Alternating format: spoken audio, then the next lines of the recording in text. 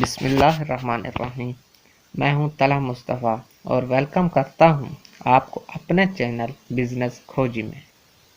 جیسا کہ میں آپ کے لیے روز نت نئے بزنس آئیڈیاز لاتا رہتا ہوں، تو یقیناً آج بھی میں آپ کے لیے ایک ایسا بزنس آئیڈیا لایا ہوں جو آپ کو آپ کی زندگی میں سہولیات دے سکتا ہے اور مالی طور پر مستحکم کر سکتا ہے۔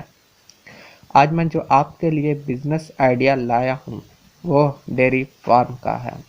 جی ہاں ناظرین و سامعین، ڈیری فارم کی مانگ ہمارے ملک پاکستان کے ساتھ ساتھ پوری دنیا میں وقتاً فوقتاً بڑھتی جا رہی ہے۔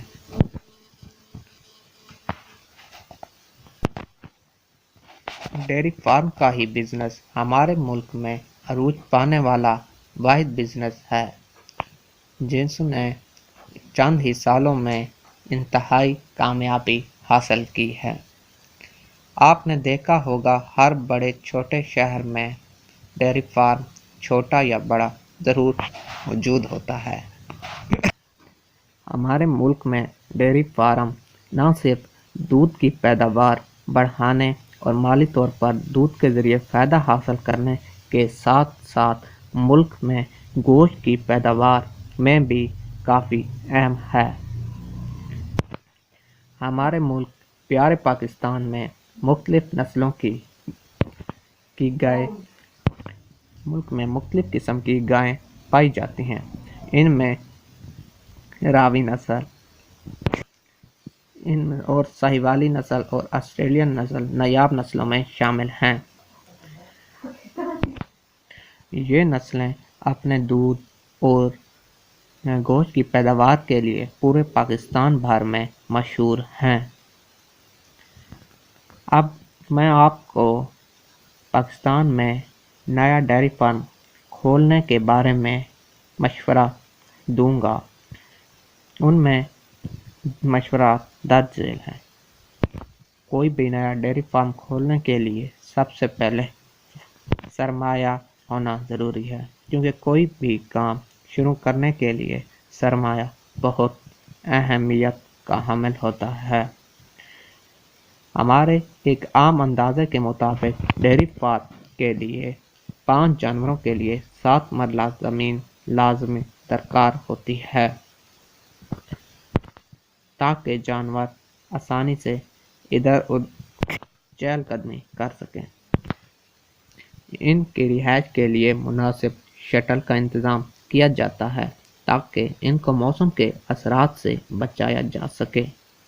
سردی، گرمی، دھوپ، چھاؤں میں ان کا موزوں طریقے سے انتظام کیا جاتا ہے، کیونکہ انسان ہو یا کوئی جانور ہر موسم کا اثر ان پر ضرور ہوتا ہے۔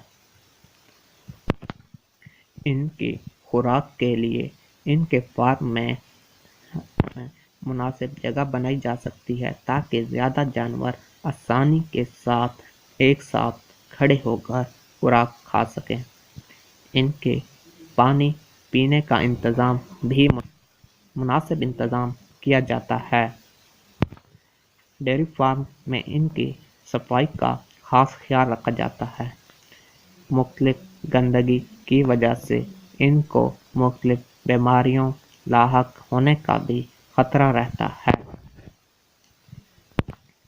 اگر جانوروں میں کسی قسم کی بیماری لگ جائے تو اس کے لیے ڈاکٹر کا انتظام جلد از جلد ہونا چاہیے تاکہ جانوروں کے نقصان سے بچا جا سکے اور جانور کے مرنے کا خدشہ نہ رہے۔ مختلف بیماریوں میں ان کو مختلف ادویات دی جاتی ہیں۔ جس طرح نارمل روٹین میں انسان بغیر ڈاکٹر کو چیک کروائے پیناڈول استعمال کر سکتا ہے، اس طرح جانوروں کے لیے بھی کچھ ایسی ادویات مارکیٹ میں آسانی سے دستیاب ہیں۔ گائے کے دودھ سے مکھن اور دہی بنایا جاتا ہے جو کہ انسانی सेहत के लिए काफ़ी मुफीद होता है। गाय का दूध इंसानी बीमारियों में भी इस्तेमाल होता है। ये इंसान के जिस्म को तनोमंद और बच्चों की नशोनुमा में अहम किरदार अदा करता है। जी नाज़रीन, ये थी हमारी आज की डॉक्यूमेंट्री।